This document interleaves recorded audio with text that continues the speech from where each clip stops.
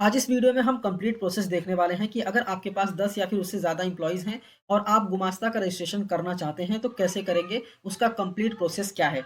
जैसा कि आप स्क्रीन पर देख सकते हैं, यहाँ पे हमको फॉर्म भरना पड़ेगा, फॉर्म ए, जो कि है application for registration of shop and establishment 10 and above employees. ठीक है, तो कैसे करना है, पूरा प्रोसेस क्या है, इस वीडियो में हम डिस्कस करेंगे। तो वीडियो स्टार्ट करें। इससे पहले अगर आप चैनल पे नए हैं, चैनल को सब्सक्राइब कीजिए, बेल आइकन प्रेस कीजिए। बेल आइकन प्रेस करने के बाद आपको ऑल पे क्लिक करना है ताकि मैं जब भी वीडियो को अपलोड करूँ उसके नोटिफिकेशन आपको मिल सकें। तो ये वीडियो को स्टार्ट करते हैं। आपको क्या करना है, गूगल सर्च करना है एमसीजीएम। ठीक है, यहाँ पे आ जाएगा, मुंबई का वेबसाइट आ जाएगा। इस पे आपको क्लिक करना है, म्यूनिसिपल कॉर्पोरेशन का बेसिकली वेबसाइट है ये। ठीक है, यहाँ पे आएंगे ना तो हो सकता है कि मराठी में ओपन हो। अगर आप मराठी से इंग्लिश लैंग्वेज करना चाहते हैं तो यहाँ पे देखिए मराठी लिखा हुआ है।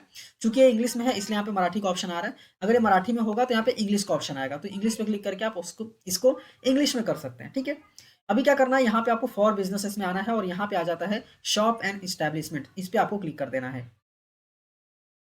जैसे क्लिक करेंगे इस पेज पे आप आ जाएंगे। ठीक है, अभी इस पेज पे आने के बाद बेसिकली हम लोग फॉर्म ए फिल करने वाले हैं। अप्लाई हियर का ऑप्शन यहाँ पे दिख रहा है, इस पे हमको क्लिक कर देना है। फिल करने के बाद यहाँ पे क्वेश्चन आता है कि न्यू बिजनेस एप्लीकेशन नंबर जो है वो आपने जनरेट किया है या नहीं। ठीक है, जनरली जनरेट नहीं होता है तो सीधा आपको नो पे क्लिक करना है और कंटिन्यू पे क्लिक कर देना है।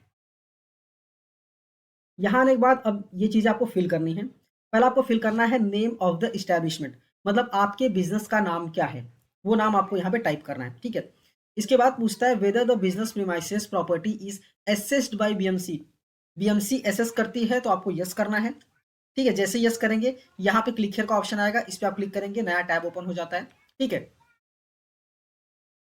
ये मैप यहाँ पे ओपन हो जाता है। ठीक है, आपका बिल्डिंग का नाम या फिर एसएससी कोड जो होगा ना, वो डाल के आप सर्च कर सकते हैं। ठीक है, और इसको पिन कर सकते हैं। बट अगर आप पिन नहीं करना चाहते तो भी कोई दिक्कत नहीं, सीधा इसको क्लोज कर दीजिए। ठीक है, क्लोज करने के बाद आप सीधा आगे का प्रोसेस फॉलो कर सकते हैं। अगर S S B M C नहीं करता है प्रॉपर्टी को तो आपको नो करना है। नो करने के बाद आपको ये बताना है कि ये जो प्रॉपर्टी है बेसिकली वो स्लम एरिया में आता है या फिर अंडर कंस्ट्रक्शन है। ठीक है, बाई एनी चांस स्लम में आता है तो स्लम डाल दीजिए आप। अगर अंडर कंस्ट्रक्शन है तो आप अंडर कंस्ट्रक्शन भी डाल सकते हैं, कोई दिक्कत नहीं है। ठीक है, आप चाहें तो यहाँ पे यस कर सकते हैं, जैसा भी आपका केस रहेगा उस हिसाब से आपको यहाँ पे क्लिक करना है। ठीक है,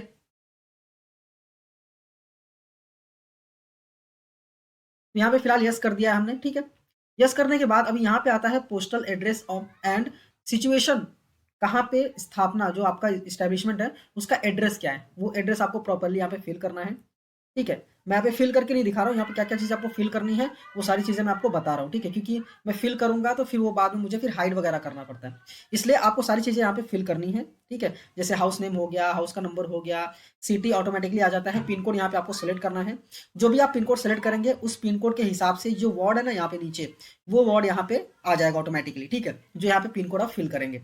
इसके बाद आपको स्टेट ऑटोमेटिकली आ जाता है, कंट्री भी आ जाता है। यहाँ पे आपको मोबाइल नंबर डालना है।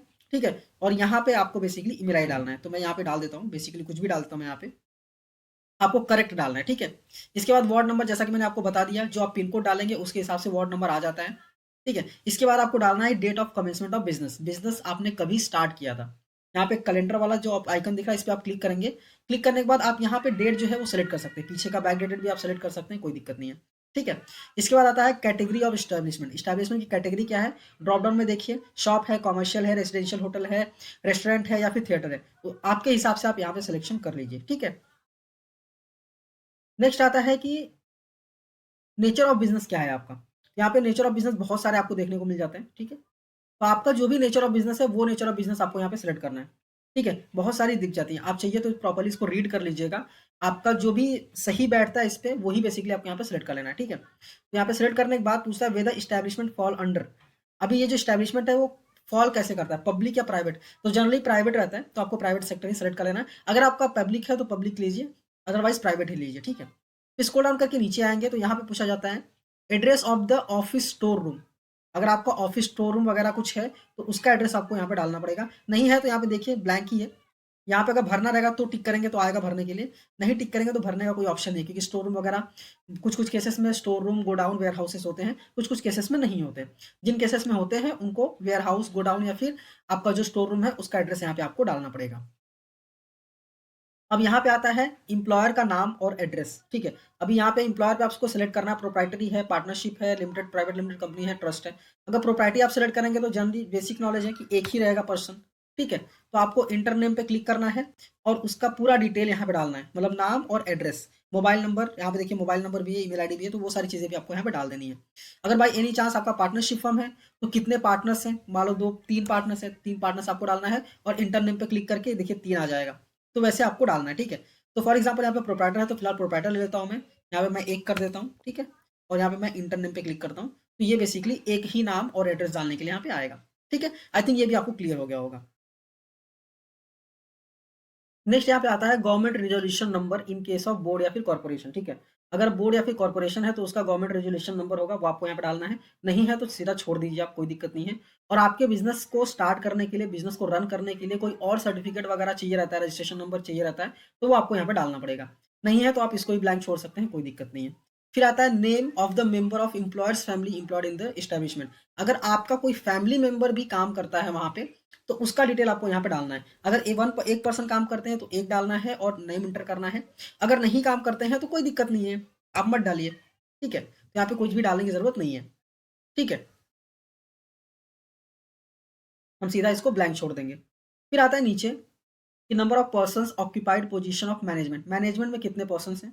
फिर आता है number of person engage in confidential capacity, confidential capacity में कितने लोग काम करते हैं। कोई है तो डालिए 1 2 3 जो भी रहेगा, नहीं है तो जीरो कर दीजिए, ठीक है? नॉर्मली क्या रहता है ना कि मैनेजमेंट वाले पोजीशन में पर्सन्स रहते हैं, ठीक है? तो एग्जांपल लेते हैं, अगर एक है तो एक डालिए, ठीक है? अगर वुमेन में भी कोई एक है तो डाल दीजिए, ठीक है? बाकी अगर जीरो जीरो है तो आपको जीरो जीरो डालना पड़ेगा, ठीक है?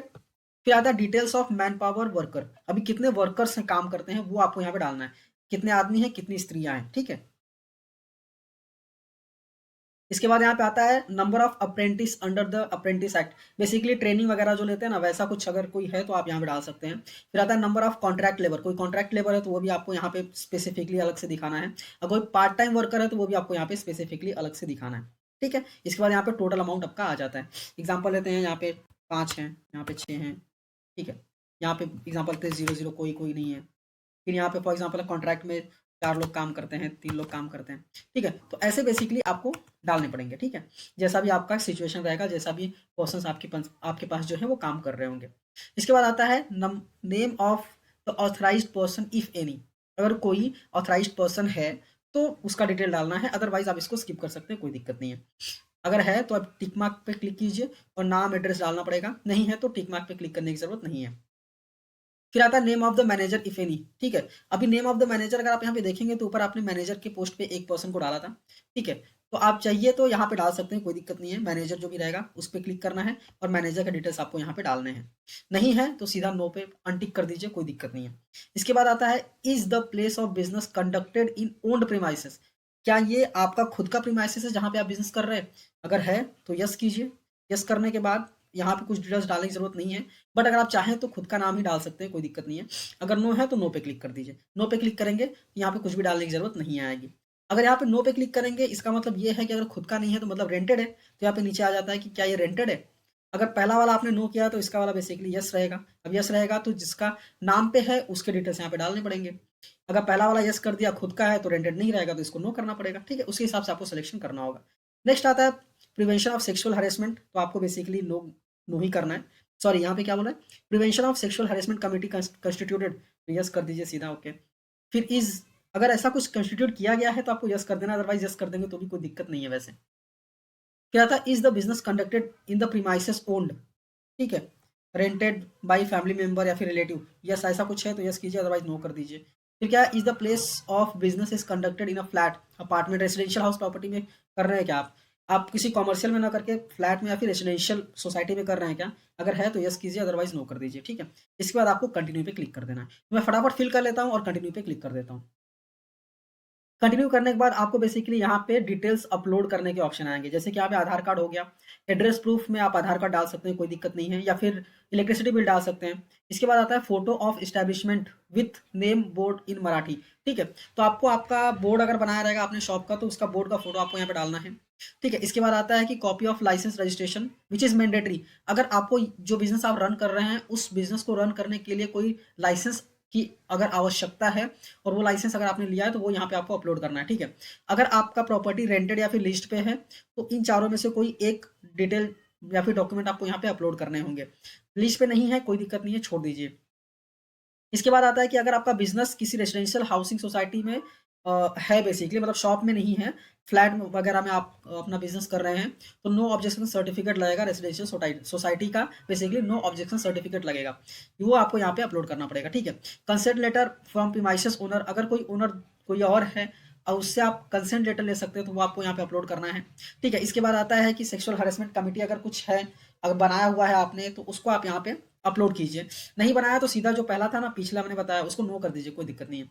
फिर एम्प्लॉयर का सिग्नेचर चाहिए, फिर एम्प्लॉयर का फोटो चाहिए। इसके बाद भी यहाँ पे कुछ चीज़ें हैं जो कि मैंडेटरी नहीं है, बट अगर आपके पास है तो आप अपलोड कर सकते हैं, कोई दिक्कत नहीं है, ठीक है।